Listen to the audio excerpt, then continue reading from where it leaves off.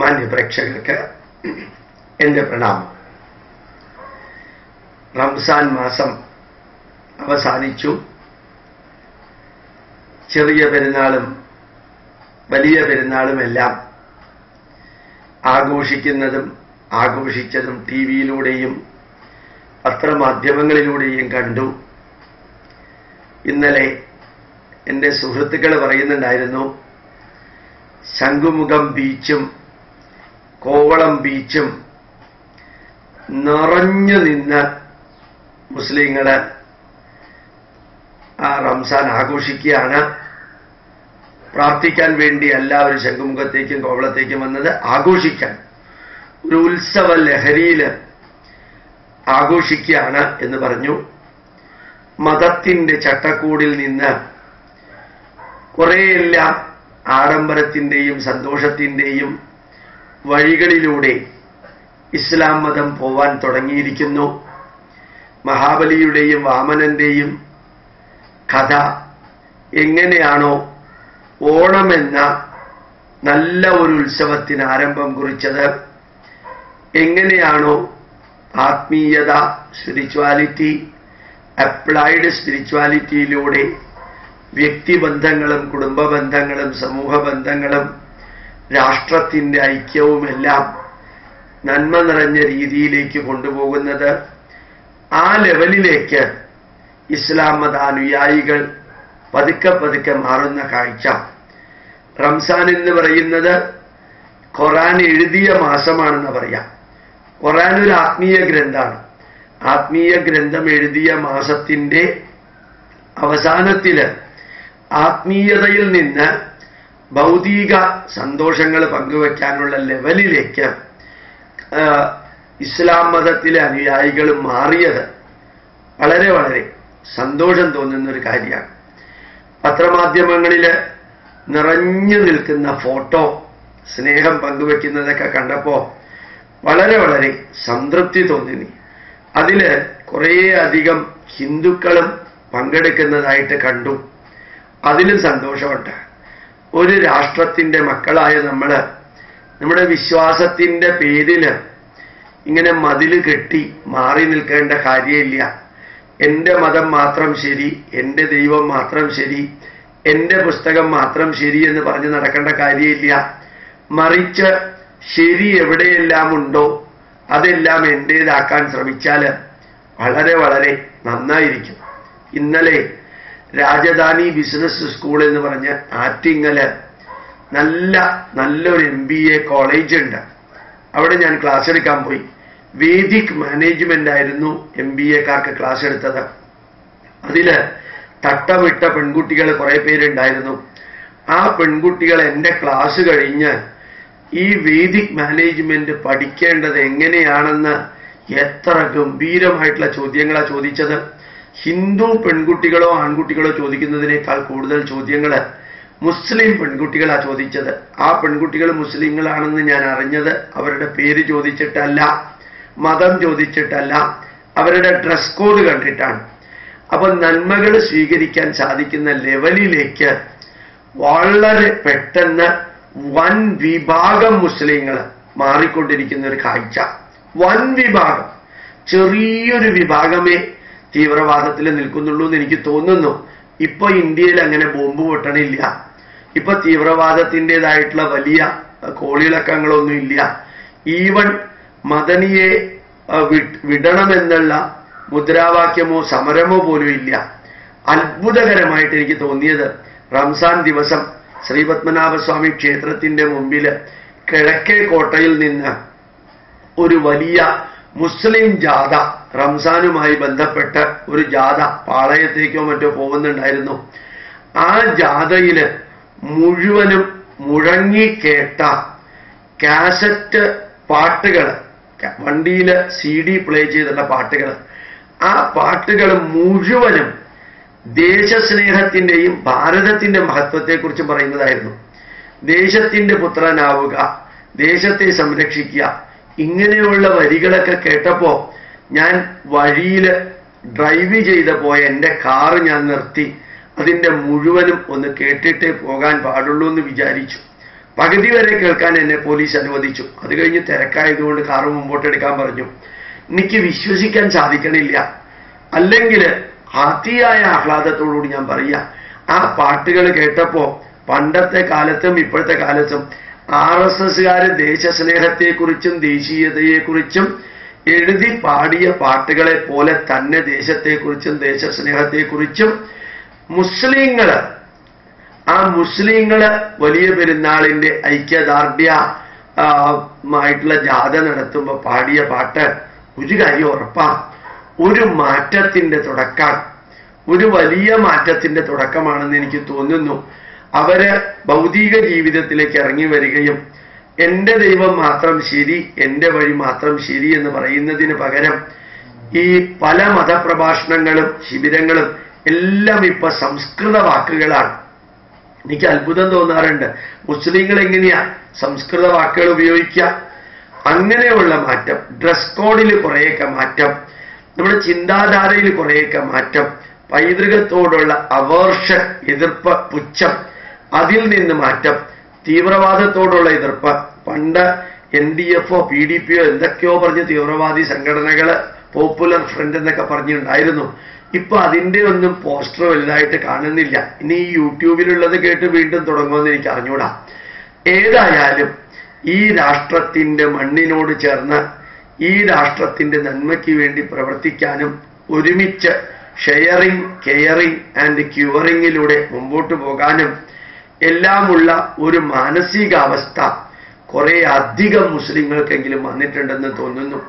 അത് സന്തോഷത്തിന്റെ കാര്യമാവുമ്പോൾ അതോട് ചേർന്നൊരു ദുഃഖവും കൂടി പറയാനാണ് ഞാൻ ഈ മെസ്സേജ് ഉപയോഗിക്കുന്നത്. റോട്ടില്, പ്രത്യേകിച്ച് മലപ്പുറം, മധ്യ കേരളം, തൃശ്ശൂര്, പാലക്കാട് സൈഡില് റോട്ടില് ടാർപോളിൻ വിരിച്ച് കയ്യും കാലും മൂക്കുകയറും കൂട്ടിക്കെട്ടി ജീവനുള്ള, വേദനയുള്ള, വിചാരങ്ങളുള്ള പശുക്കളെയും പോത്തുകളെയും അതുപോലെ തന്നെ എരുമകളെയും ആടുകളെയും ക്രൂരമായിട്ട്, ഏറ്റവും ക്രൂരമായിട്ട് കഴുത്തറുത്ത് മണിക്കൂറുകളോളം പെടഞ്ഞ് മരിക്കുന്ന ആ വേദനാജനകമായ കാഴ്ച ഈ റംസാന്റെ അവസാനത്തിൽ കാണുകയുണ്ടായി. മുസ്ലിങ്ങൾ സന്തോഷിക്കുമ്പോൾ ഈ മൃഗങ്ങളുടെ മരണവേദന ഒന്ന് ചിന്തിച്ചു നോക്കണം മുസ്ലിങ്ങള്. ആ മൃഗങ്ങള് പലതും വയസ്സായി ചാവാറായതാണ്.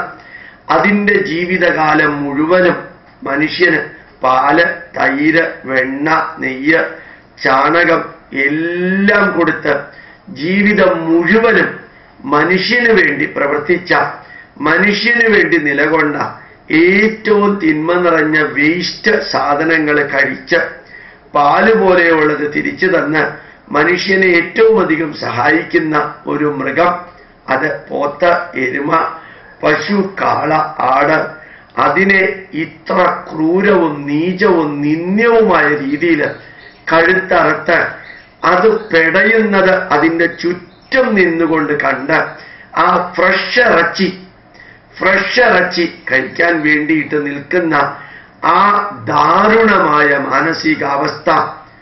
ഒരുപക്ഷെ ഇറച്ചി ഹിന്ദുക്കളും വാങ്ങിക്കുന്നുണ്ടാവും. അപ്പോൾ ആ ഹിന്ദുക്കളെയും ക്രിസ്ത്യാനികൾ വാങ്ങിക്കുന്നുണ്ടാവും.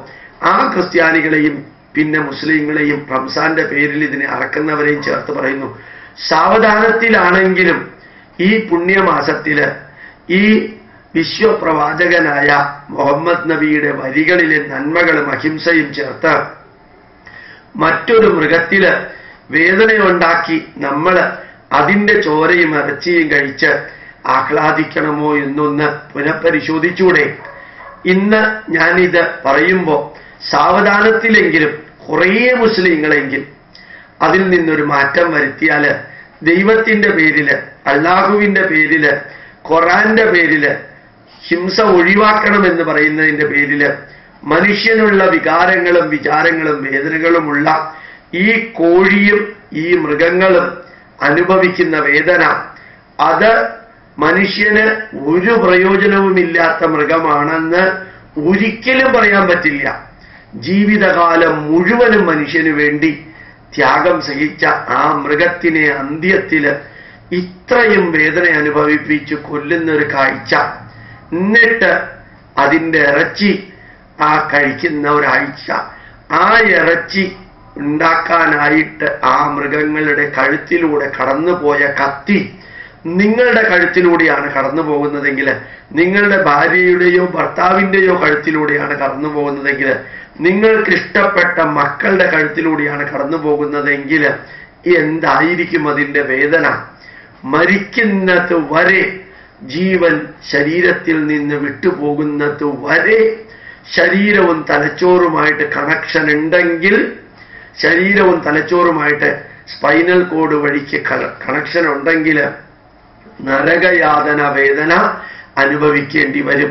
ഒരു മനുഷ്യനെ, ഒഞ്ചിയത്ത് TP ചന്ദ്രശേഖരനെ അങ്ങനെ കൊന്നതിൻ്റെ അന്വേഷണമാണ്, ഒരു മനുഷ്യനെ അങ്ങനെ വധിച്ചതിൻ്റെ അന്വേഷണമാണ് കോടിക്കണക്കിന് രൂപ ചെലവഴിച്ച് ഗവൺമെന്റ് അന്വേഷണം നടത്തി കോടതി സെറ്റ് ചെയ്ത് കോടതി വിധിയിലൂടെ പോകുന്നത്.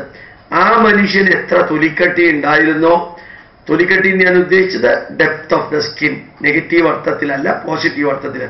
മനുഷ്യന്റെ തൊലിയേക്കാൾ എത്രയോ കട്ടിയുള്ള പോത്തിന്റെയും എരുമയുടെയും പശുവിന്റെയും കാളയുടെയും ആ തൊലി വെള്ളരിക്ക മുറുക്കുന്ന മാതിരി കത്തിയിൽ മുറിച്ച് ശ്വാസകോശം വേചിച്ച് അതിനെ തലകീഴാക്കി കെട്ടി പെടഞ്ഞ് അത് മരിക്കുന്നൊരു കാഴ്ച, ചാവുന്നൊരു കാഴ്ച. ആ കാഴ്ച നിങ്ങൾ കണ്ണടച്ച് ഒന്ന് ചിന്തിച്ച് ഈ പ്ലേറ്റിലുള്ള ഇറച്ചിയും ചോരയും ഒന്ന് വെറുതെ ഇവാലുവേറ്റ് ചെയ്യാം. ആ ഇറച്ചിയും ചോരയും ഇല്ലെങ്കിൽ നിങ്ങൾക്ക് ജീവിക്കാൻ സാധിക്കുമോ ഇല്ലയോ എന്ന് ചിന്തിക്കാം. സൗദി അറേബ്യയില് അന്നത്തെ കാലത്ത്, പ്രവാചകന്റെ കാലത്ത്, മരങ്ങൾ വലുതായിട്ടൊന്നുമില്ല, ഈന്തപ്പഴമല്ലാതെ വേറെ വെജിറ്റബിൾസ് ഒന്നുമില്ല കഴിക്കാൻ. ഒട്ടകത്തിൻ്റെയോ മറ്റുള്ളതിൻ്റെയോ മൃഗങ്ങളുടെ ഇറച്ചിയേ ഉള്ളൂ. അന്നത് ചെയ്യുന്നതിനെ കുറേയൊക്കെ ന്യായീകരിക്കാം. ഇന്ന് അസാധാരണമാം വിധത്തില് ധാന്യങ്ങളുണ്ട്, പഴവർഗ്ഗങ്ങളുണ്ട്, മലക്കറികളും പച്ചക്കറികളുമുണ്ട്, തിന്നാൻ എന്ത് വേണമെങ്കിലും ഉള്ള സ്ഥിതിക്ക് എന്തിന് ഇത്ര ക്രൂരമായി വധിച്ച ആ മൃഗങ്ങളുടെ ശാപം പുണ്യമാസത്തിന്റെ അന്ത്യത്തിലും പുണ്യമാസത്തിലെ ഓരോ ദിവസത്തിൻ്റെയും വൈകുന്നേരങ്ങളിലും നിങ്ങൾ ശിരസിലെടുക്കണമെന്ന് കുറച്ച് മുസ്ലിങ്ങളെങ്കിലും ചിന്തിക്കുമെന്ന് പ്രാർത്ഥിക്കുന്നു. നിങ്ങൾ ഈ സന്ദേശം കേട്ട് മാറുമെങ്കിൽ ആ മാറ്റം നിങ്ങളിൽ മാത്രം ഒതുക്കി വെക്കരുത്. നിങ്ങളുടെ വീട്ടില്, നിങ്ങളുടെ അയൽവക്കത്തുകാരുടെ വീട്ടില്, അതുപോലെ തന്നെ മറ്റ് മുസ്ലിം സമുദായക്കാരുടെ വീട്ടില് ഇത് സ്വീകരിക്കാം. ഒരു കാര്യം കൂടി പറയാം. ധാരാളം ഹിന്ദുക്കളും ഇറച്ചി കഴിക്കുന്നുണ്ട്.